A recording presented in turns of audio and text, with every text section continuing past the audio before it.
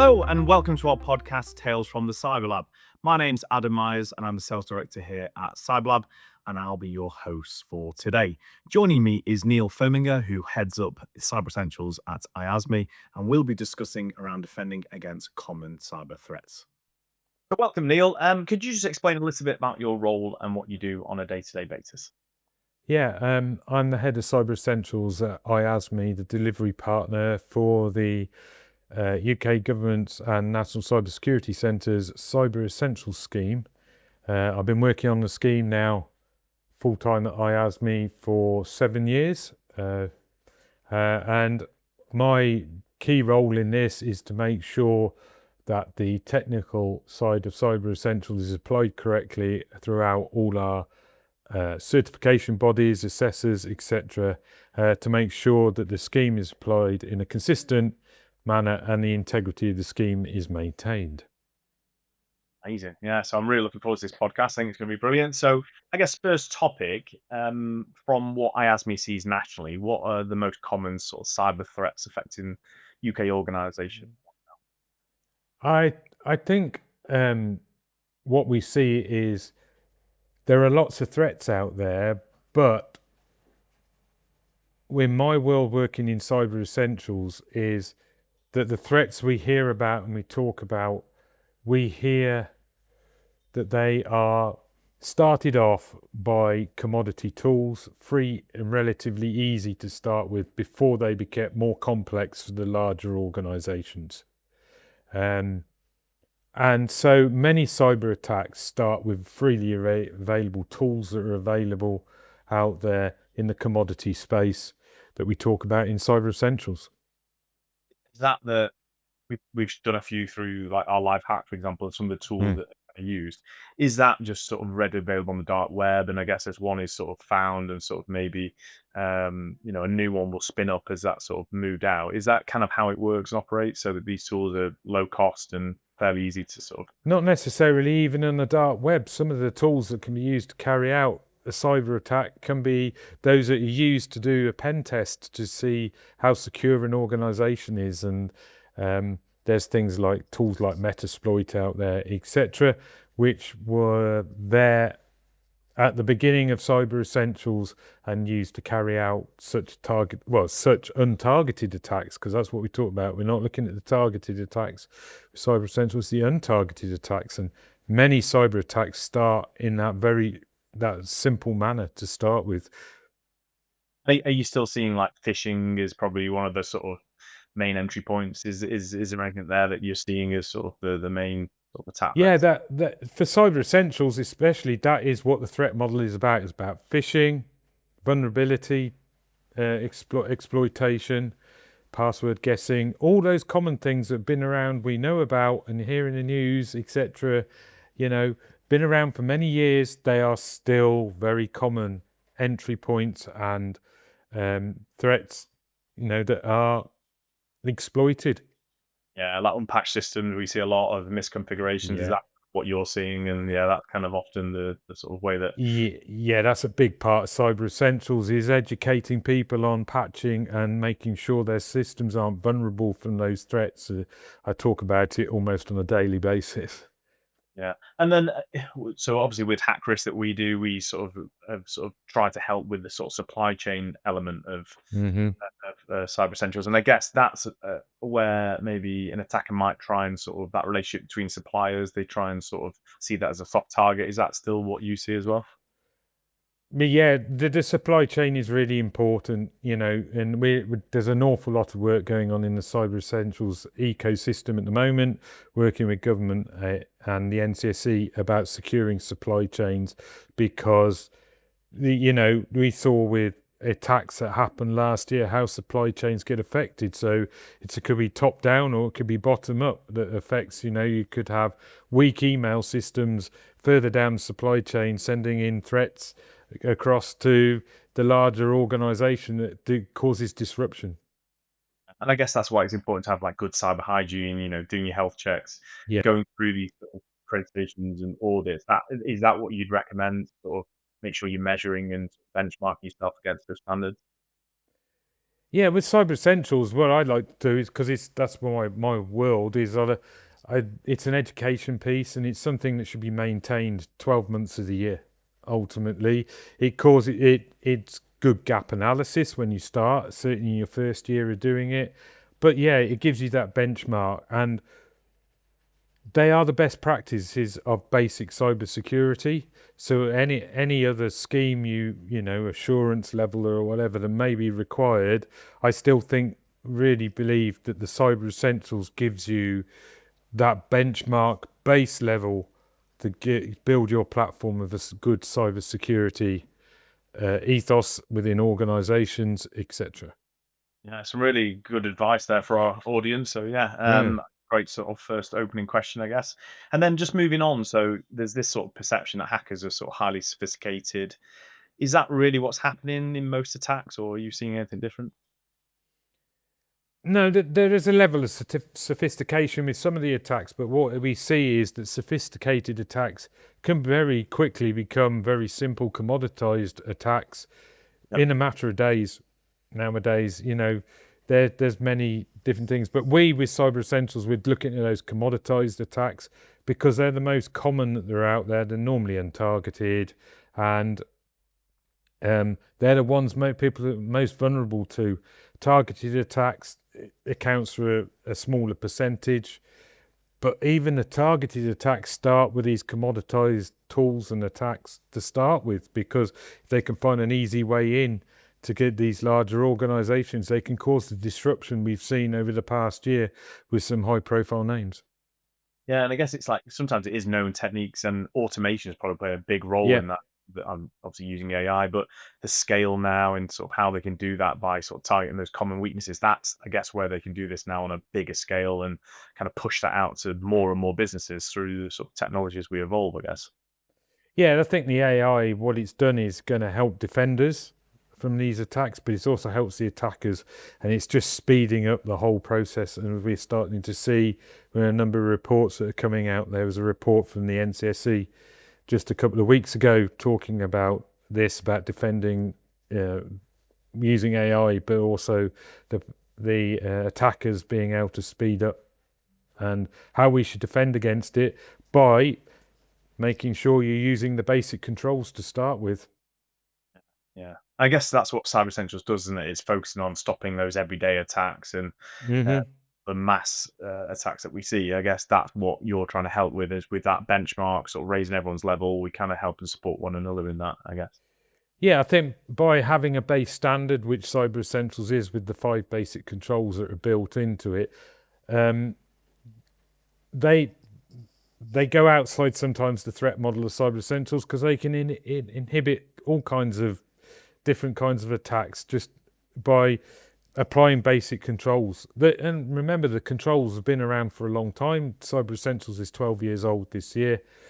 Those controls have been there. They fundamentally haven't changed. They've had to adapt to the faster technologies and the wider adoption of cloud services caused by the pandemic, etc. But the fundamental controls have been in IT systems for the last 25, 30 years.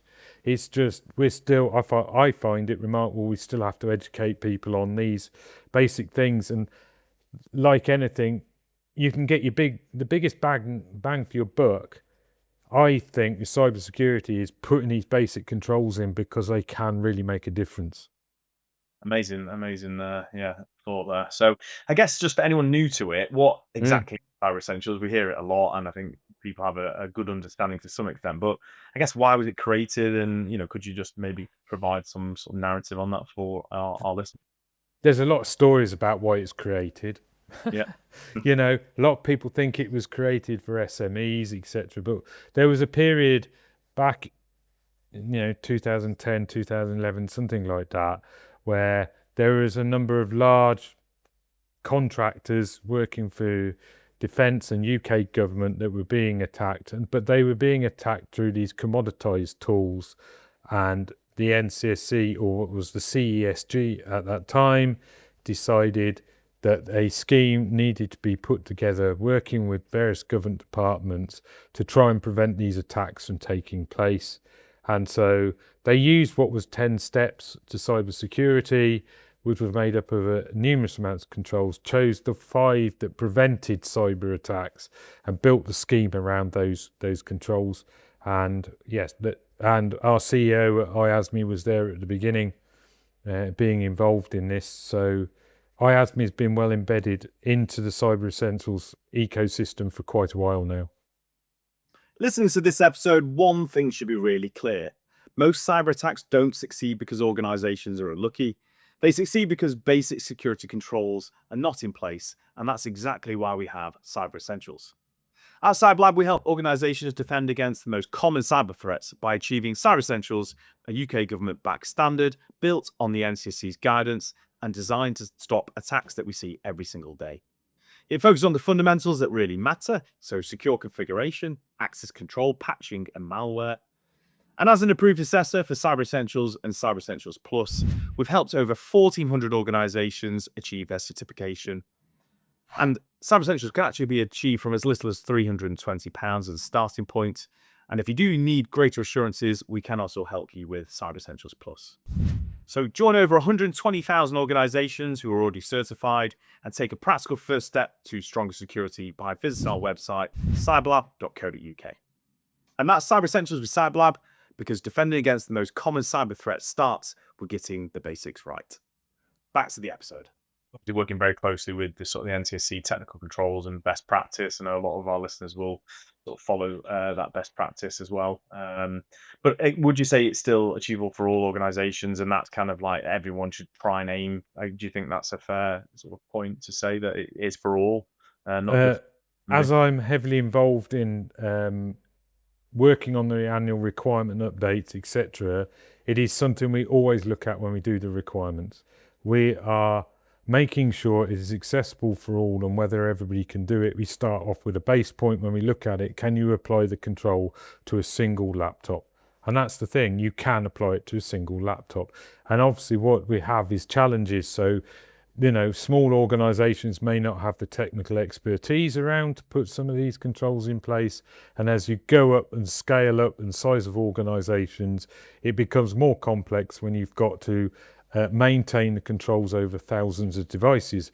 But the whole point of Cyber Essentials is all 5 controls should be able to be applied within any size of organization. And that's how it's always been thought about and designed. So it's a one-size-fits-all. Yeah. So that's it's probably where then that sort of Cyber Essentials was built on that sort of NCSE guidance, as you said. I guess from your perspective, how does that translate into sort of real protection? And I know there's the sort of 5 core technical controls. Could you maybe just expand a touch and sort of take us through that a little bit? Yeah, so there's 5. So the point is with Cyber Essentials, its overall thing is to prevent a cyber attack taking place. These are the common cyber attacks. So we talked about them: phishing and vulnerability exploitation, password guessing, all add up to help prevent most common ransomwares when applied correctly. And there's 5 control areas. So there's the firewalls, which is your boundary to the internet, whether it's on your device or an organization's network or the cloud services they use. And then you have some secure configurations, things you can do to your devices that maybe will help secure them a little bit more by not having so many open doors to the internet. So removing software you don't use that may be vulnerable if not kept up to date, etc.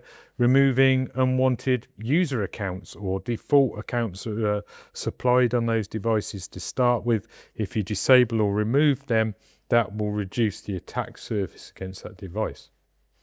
Vulnerabilities is something comes up all the time. So this is your patching and making sure those vulnerabilities, those holes in software and the operating systems are closed off by regularly applying patches and updates, and those should be achieved as soon as possible.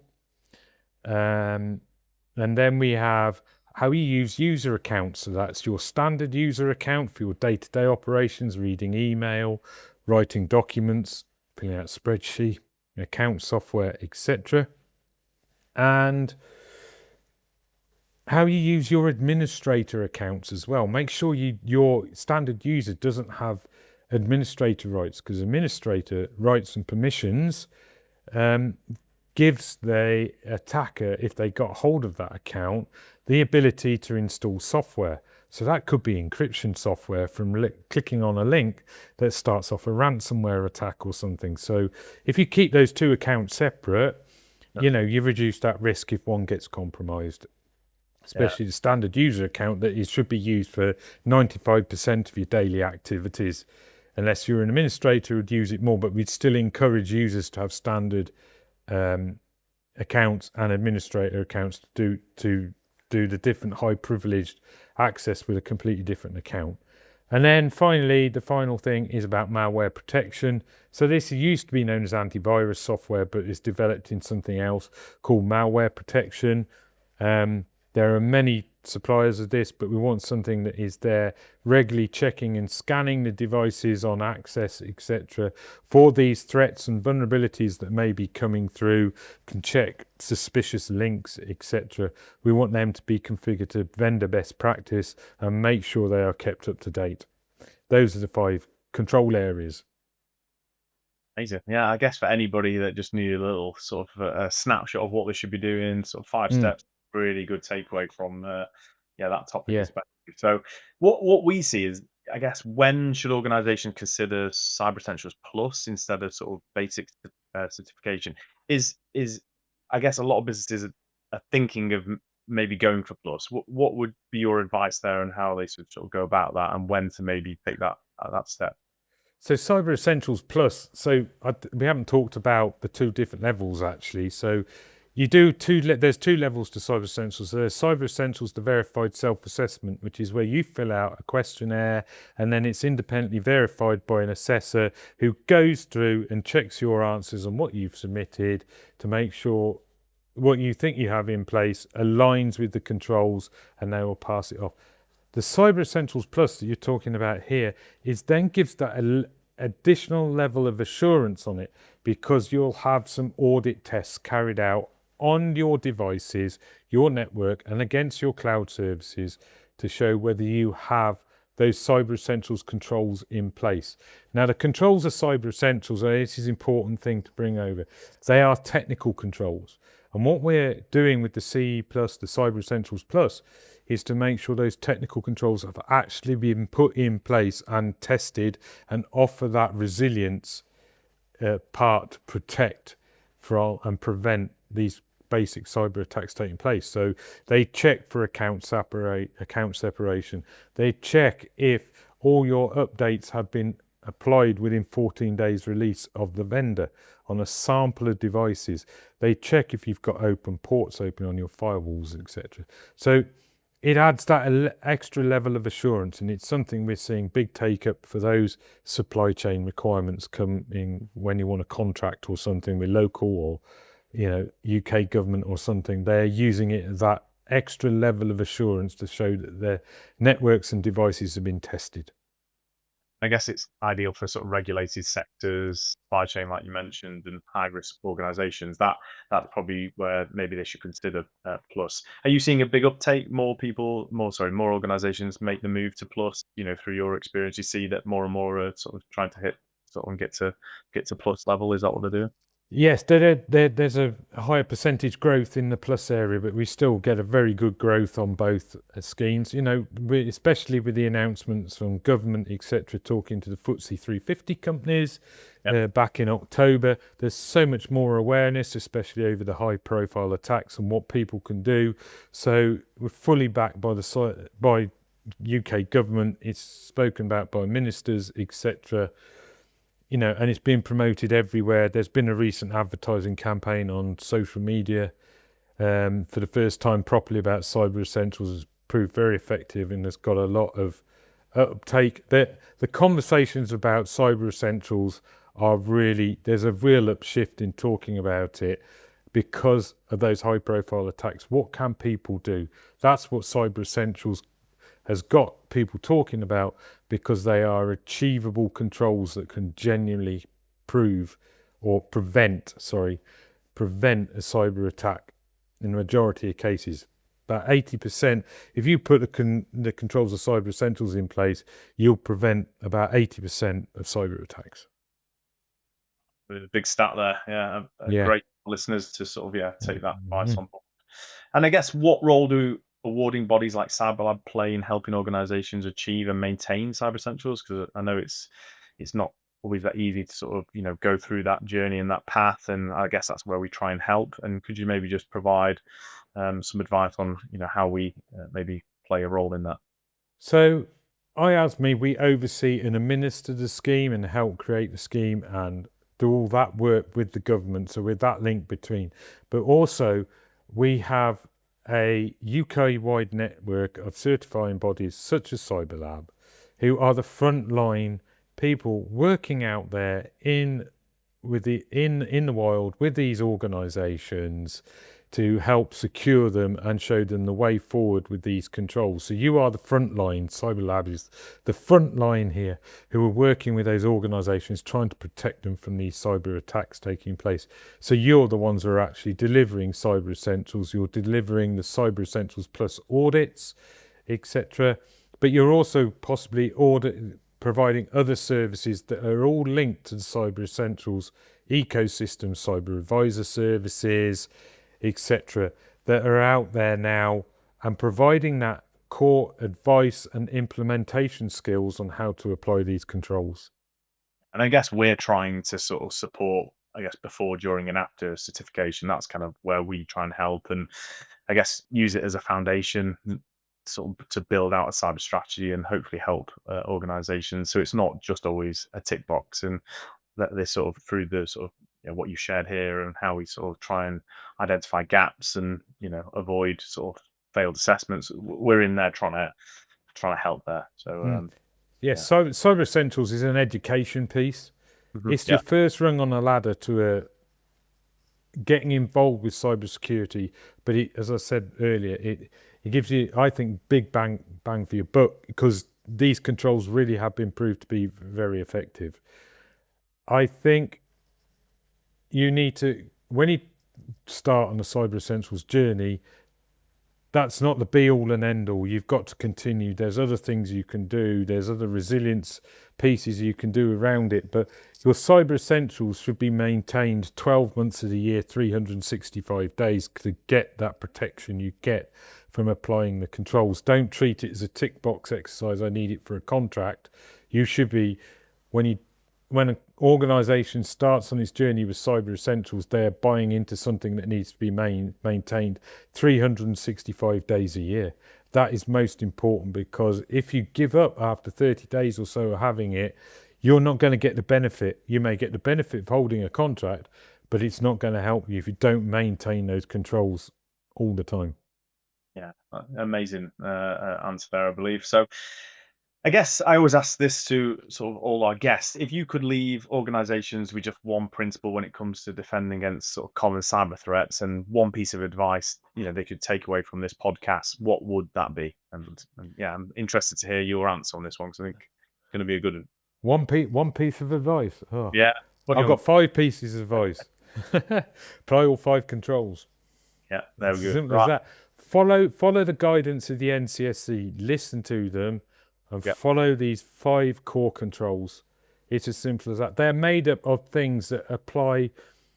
And I suppose this is my one piece of advice. The things you can do in Cyber Essentials, you can also and need to do in your personal life on your own personal devices. They will help. The exact same controls don't apply to organisations. They apply to your laptop, your personal laptop you use at home, your personal mobile phones, etc. Apply the same security principles, and it will protect you not only in your organisation, but in your personal life as well. So use things like multi-factor authentication on your social media, in your work environment, when you use it there. Use it in your home environment as well, on your own personal social media account, so you're not getting those attacks against them and losing personal information as well. That's the real thing, is the 5 controls can be applied on any device, in business environment or in your personal life. So that concludes this episode of Tales from the CyberLab. Join us next time for a brand new episode. Until then, stay secure.